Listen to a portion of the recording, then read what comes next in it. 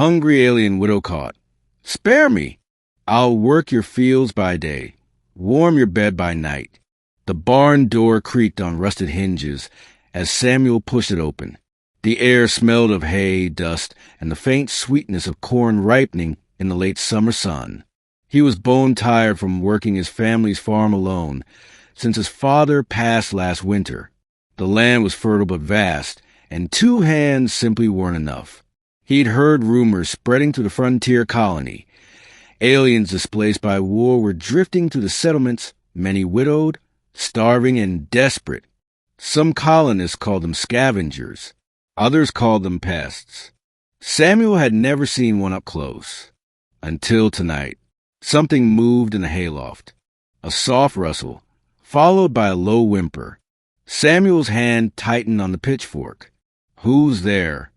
The shape froze, then slid into the light. She was thin, her scaled skin dulled with hunger, clothes ragged and torn.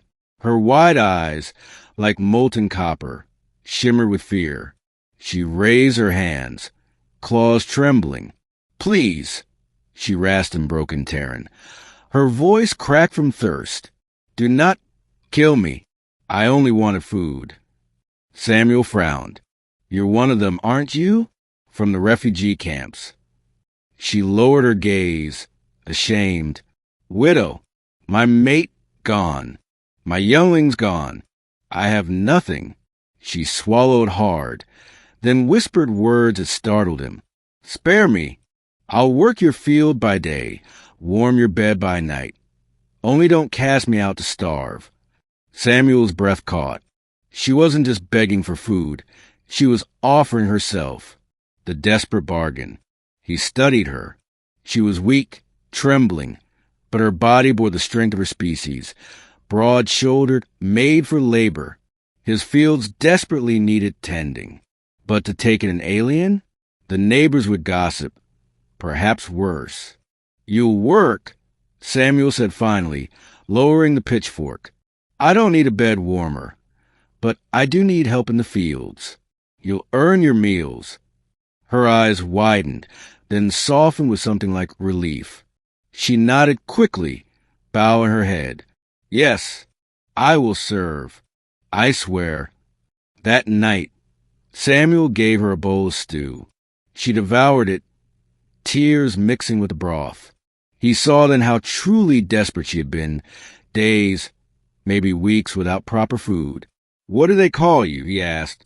Kira, she whispered. I'm Samuel.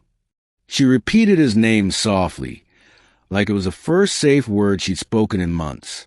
Learning the rhythm, days turned into weeks. Kira rose before dawn, working beside Samuel as the fields demanded. She was strong, shockingly so.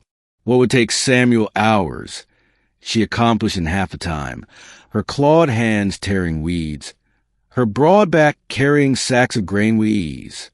But she wasn't just muscle.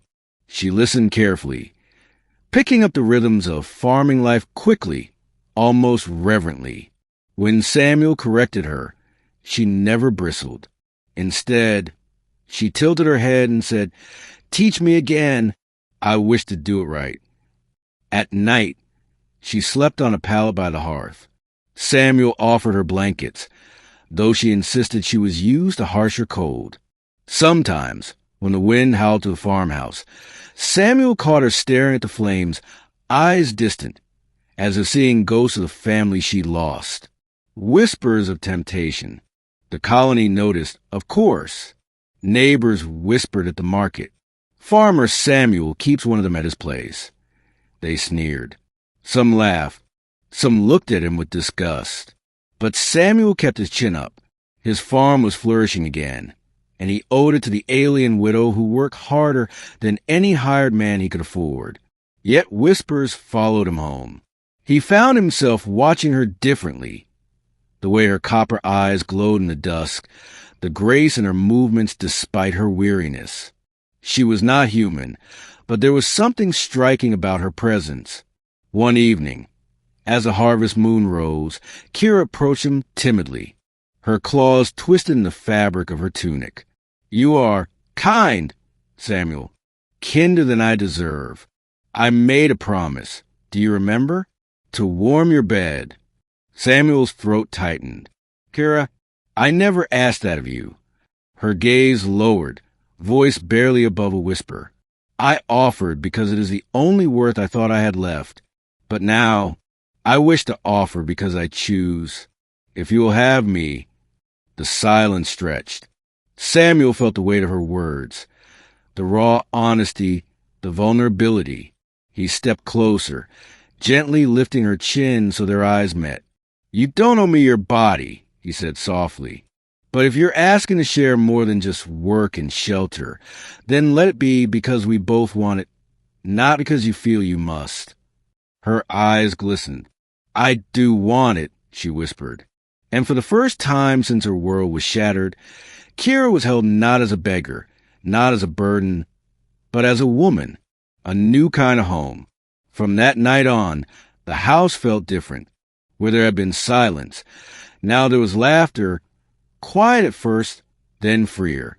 Kira learned to cook Terran meals, though she still preferred her spiced alien roots when Samuel could find them at the market. She teased him for his stubbornness, calling him stone-hearted farmer, though her eyes betrayed affection. Samuel, in turn, learned the little gestures of her people, how to bow his head slightly in gratitude, how to touch her clawed hand without fear. The whispers from neighbors grew louder, but Samuel stopped caring. His fields thrived. His home no longer echoed with loneliness. One evening, as the first snow began to fall, Kira stood with him at the doorway, watching flakes drift over the sleeping earth. She pressed her scaled forehead to his shoulder. I thought my life was ended when I lost everything, she said quietly. But you gave me land to tend, food to eat, and a heart to share. You spared me, Samuel, and I will never forget. Samuel wrapped an arm around her, pulling her close. We saved each other, Kira. Epilogue. What the neighbors saw. The colony continued to talk. They said Farmer Samuel was mad, taking in a hungry alien widow. They said it would end badly. But the seasons turned, and the farm grew richer than any around it. And those who spied across the field sometimes saw Samuel walking beside her at dusk, his hand entwined with hers, their silhouettes together against the gold-streaked horizon. For all their gossip, none could deny one thing. Where hunger and despair had once lived, now there was love.